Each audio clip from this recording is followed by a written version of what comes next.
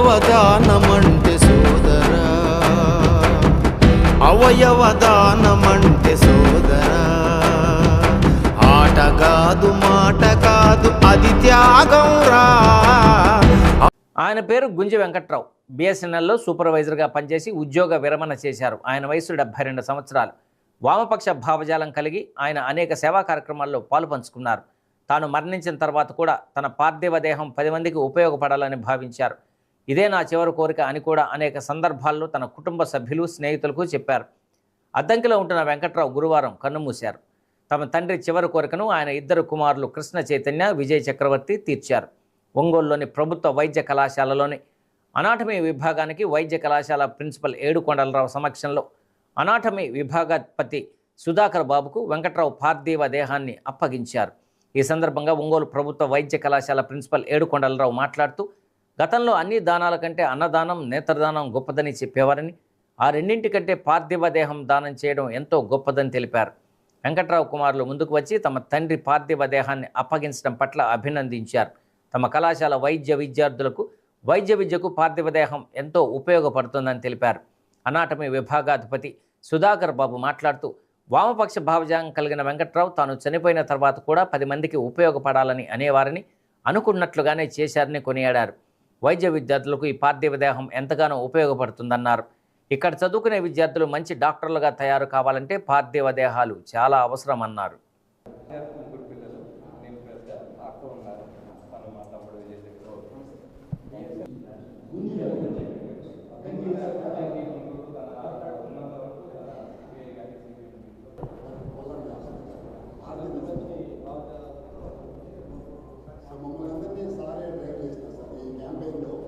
ఈ వెంకట్రావు గారి పార్థివ దేహాన్ని వాళ్ళ కుమారులు మన గవర్నమెంట్ మెడికల్ కాలేజీ ఒంగోలులో ఉన్నటువంటి ఎనాటమీ డిపార్ట్మెంట్కి వాళ్ళు డొనేట్ చేయడం జరిగింది.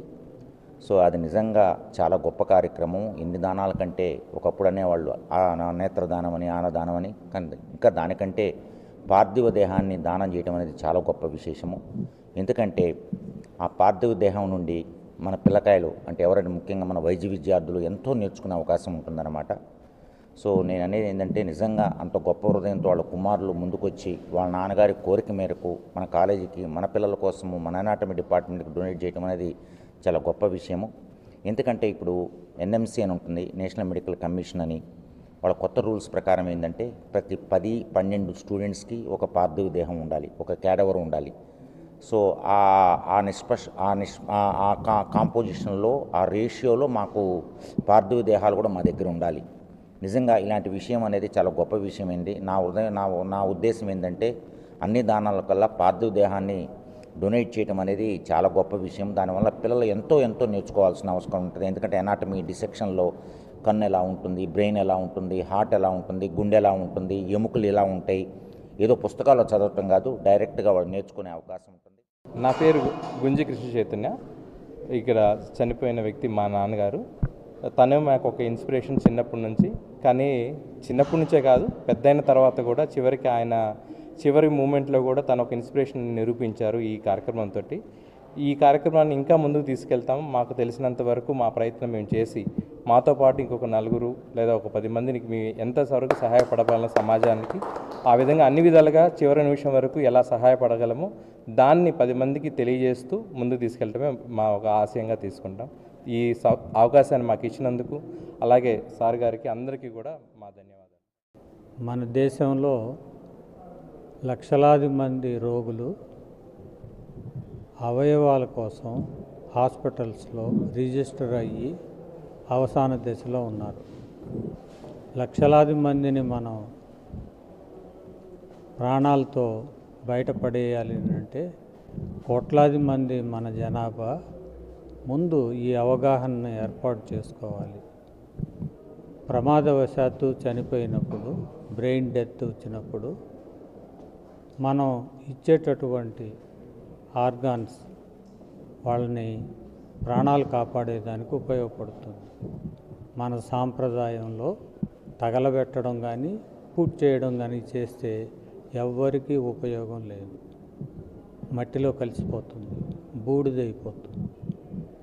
దానికి ప్రత్యామ్నాయంగా మనలో ఒక అవగాహనను ఏర్పాటు చేసుకొని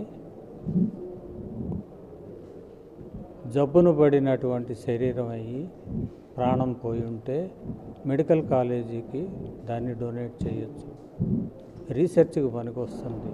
విద్యార్థుల అవగాహన పెంచుకోవడానికి ఉపయోగపడుతుంది. ఒక జీవితం సమాప్తమైంది అనుకుంటాము, అది జనరల్గా జరిగేది. కానీ అలా కాకుండా మరణించిన తర్వాత మనము ఇంకొకరికి ఉపయోగపడే విధంగా పనిచేస్తున్నామని అంటే మన జీవితం యొక్క కొనసాగింపు అనమాట ఇది. అంటే ఈ బాడీ పైన వర్క్ చేసినటువంటి మెడికల్ స్టూడెంట్స్ నాలెడ్జీ తోటి కొన్ని లక్షల మందికి వాళ్ళు సమాజానికి ఉపయోగపడతారు. అంటే వెనక ఉండి ఒక పార్థివ దేహము ఇంత సమాజాన్ని నడిపిస్తుంది అనేటువంటిది ఒక మంచి సందేశం కూడాను. అందుకే నేను మా బొమ్మరిల్లి పిల్లల్ని కూడా ఇక్కడికి తీసుకొని వచ్చాను. నెక్స్ట్ జనరేషన్కి ఈ విషయాలు వెళ్ళాలి. ఇప్పుడు మనకి చాలా అవసరం కూడా ఉంది. పార్థివ దేహాన్ని దానం చేయటం కానివ్వండి, ఇవన్నీ కూడా ఇక్కడ మేము ఒక అసోసియేషన్గా కూడా ఫామ్ అయిపోయి ఇది బాగా అందరికీ తెలిసే విధంగా అందరి ఈయన వెంకట్రావు గారి బాటలో నడిచే విధంగా చేయాలనుకుంటున్నాము.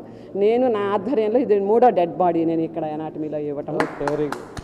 ఫస్ట్ డాక్టర్ జాకిర్ హుస్సేన్ గారిని ఇక్కడ ఇచ్చాము. తర్వాత జర్నలిస్టు పల్నాటి నాగేశ్వరరావు.